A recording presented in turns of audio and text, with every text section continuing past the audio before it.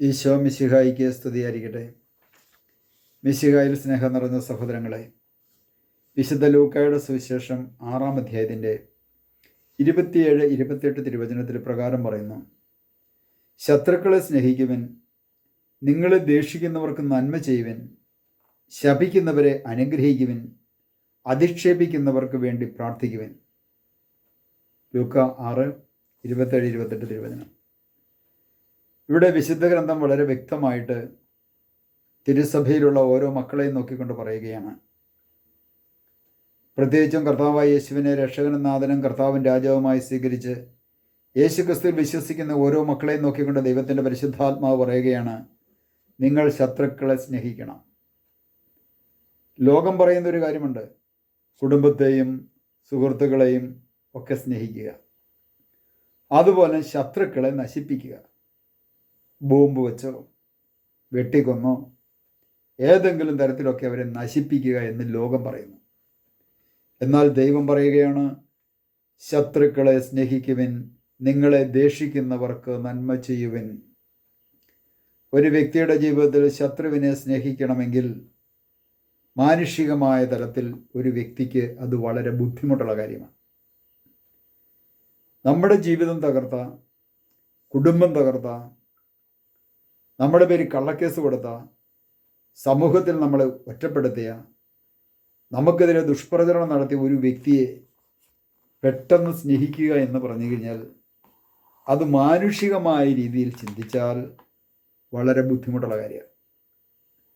എന്നാൽ ദൈവത്തിൻ്റെ പരിശുദ്ധാത്മാവ് ഒരു വ്യക്തിയിലേക്ക് കടന്നു വന്നാൽ ആ പരിശുദ്ധാത്മാവിൻ്റെ പ്രവർത്തനത്തിൻ്റെ പരിണതഫലമായിട്ട് ഏതെല്ലാം തരത്തിൽ ദ്രോഹിച്ച വ്യക്തിയായാലും ആ വ്യക്തിയോട് ക്ഷമിക്കുവാനും ആ വ്യക്തിയെ അനുഗ്രഹിക്കുവാനും സാധിക്കും. അതുകൊണ്ടാണ് കർത്താവ് പറഞ്ഞത്: എന്നെന്നും നിങ്ങളോടുകൂടി ആയിരിക്കുവാൻ ഞാനൊരു സഹായകനെ നിങ്ങൾക്ക് നൽകും. സഹായകനായ പരിശുദ്ധാത്മാവ്. ആ പരിശുദ്ധാത്മാവാണ് നമ്മളെ സത്യത്തിൻ്റെ പൂർണ്ണതയിലേക്ക് കൊണ്ടുപോകുന്നതും നയിക്കുന്നതും.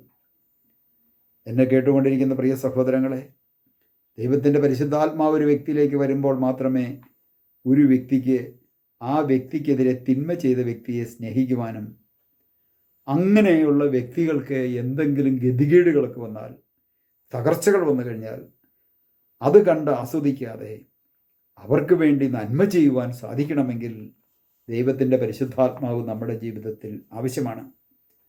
അതുപോലെ നമ്മളെ ശപിക്കുന്ന അനേകം വ്യക്തികളുണ്ട്.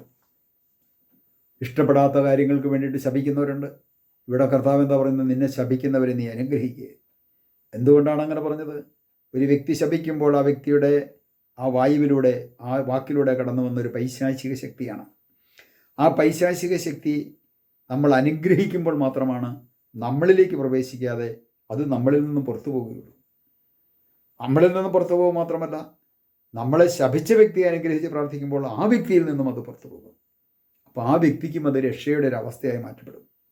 അപ്പോൾ നമ്മളെ ഏതെങ്കിലും വ്യക്തികൾ ശപിച്ചിട്ടുണ്ടെങ്കിൽ അവരെ അനുഗ്രഹിക്കണം. അതുപോലെ നമ്മളെ അധിക്ഷേപിക്കുന്ന അനേകം വ്യക്തികളുണ്ട്. നമ്മളെക്കുറിച്ച് ഇത്തിരി തിന്മ പറഞ്ഞ് പരത്തുന്ന വ്യക്തികളുണ്ട്. ആ തിന്മ പറഞ്ഞ് പരത്തുന്ന വ്യക്തികൾക്കൊക്കെ വേണ്ടി നമ്മൾ പ്രാർത്ഥിക്കുവാൻ തുടങ്ങുമ്പോൾ നമ്മുടെ ജീവിതത്തിലേക്ക് ദൈവത്തിൻ്റെ അനുഗ്രഹം കവിഞ്ഞൊഴുകുവാൻ തുടങ്ങും. ഇത് കർത്താവിൻ്റെ വാഗ്ദാനമാണ്.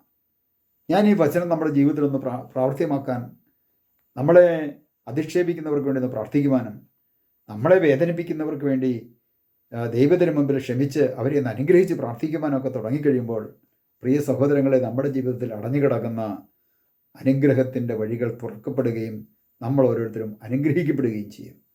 നമുക്കൊരു നിമിഷം ഈശോയോട് പ്രാർത്ഥിക്കാം. കർത്താവായ ഈശോയെ, ശത്രുക്കളെ സ്നേഹിക്കുവാനും, നിങ്ങളെ ദ്വേഷിക്കുന്നവർക്ക് നന്മ ചെയ്യുവാനും, ശപിക്കുന്നവരെ അനുഗ്രഹിക്കുവാനും, അധിക്ഷേപിക്കുന്നവർക്ക് വേണ്ടി പ്രാർത്ഥിക്കുവാനും ആഹ്വാനം ചെയ്ത കർത്താവേ, അങ്ങ് നൽകിയ തിരുവചനം ഞങ്ങളുടെ ജീവിതത്തിൽ പ്രാവർത്തികമാക്കുവാൻ അങ്ങയുടെ വാഗ്ദാനമായ പരിശുദ്ധാത്മാവിനെ ഞങ്ങളിലേക്ക് അയച്ച് ഞങ്ങളെ ശക്തിപ്പെടുത്തണമേ, ഞങ്ങളെ അഭിഷേകം ചെയ്യണമേ.